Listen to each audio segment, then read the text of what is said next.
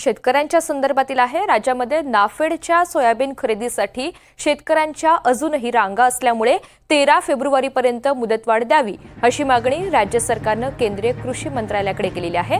राज्यामध्ये 14 lakh ton soybean खरेदीचं उद्दिष्ट देण्यात आलेलं होतं, मात्र पहिल्यापासून सोयाबीन खरेदीचा घोळ हा सुरू असल्याचं चित्र पाहायला मिळालं। या सगळ्या संदर्भात अधिकची माहिती देण्यासाठी लातूरमधून आपल्यासोबत सुनील आहेत। सुनील, आपण पाहतोय खरं तर ही मुदतवाढ वाढून देण्यात यावी अशा पद्धतीची मागणी सुरुवातीपासूनच होत होती आणि या संदर्भात आता पत्रव्यवहार सुद्धा केला जातोय। केंद्रासमोर ही मागणी ठेवण्यात आलेली आहे। मात्र लातूर जिल्ह्यामधनं शेतकऱ्यांच्या नेमक्या कशा भावना आहेत, काय मागण्या आहेत?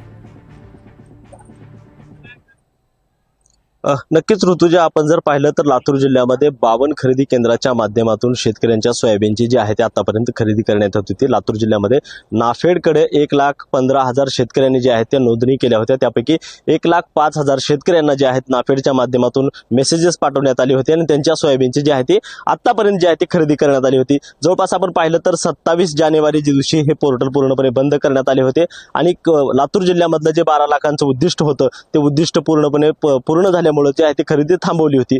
मात्र शेतकरी काय आक्रमक झाले होते, त्यांनी जिल्हाधिकारी कार्यालयावरती मोर्चा काढला होता आणि त्यामुळे पुन्हा लातूर जिल्ह्यामध्ये 6 दिवसाची जी आहे ते नाफेडला मुदतवाढ दिली होती आणि काल जी रात्री रात्री 12 पर्यंत या सर्व मुदत जी आहे ती नाफेडची संपलेली आहे। त्यामुळे शेतकरी जे आहेत ते हताश झालेले आहेत, कारण ज्या शेतकऱ्यांना मेसेजेस आलेले आहेत ते शेतकरी सुद्धा आता वाट पाहतायत की नाफेड खरेदी केंद्राच्या बाहेर आहेत।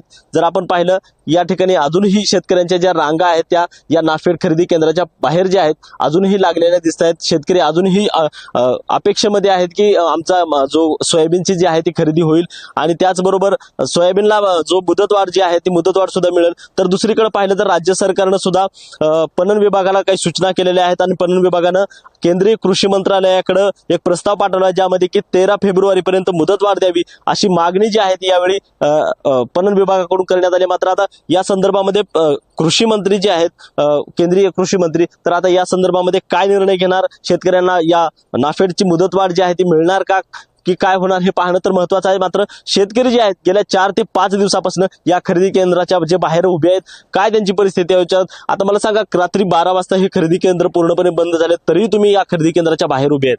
हो, अजून घेतील त्यांनी म्हणून आशाने थांबलो आम्ही। त्यांनी घ्यावं असं आमची आशा आहे म्हणून थांबला। कारण कसं 5-5 दिवस आम्ही इथे थांबायचं, काहीतरी होईल बाबा, 2 हमी भाव आम्हाला चांगला मिळेल म्हणून आम्ही थांबलो। तरी इथं काही नाही, 10-11 वाजता बंद झालं।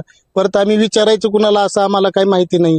तुम्ही आलो बोललो म्हणून आम्ही तुम्हाला सांगलो, नाहीतर कोणच येऊन आम्हाला विचारू शकलं नाही बाबा तुम्ही का थांबला, कशासाठी थांबला, असं कोणच म्हणलं नाही।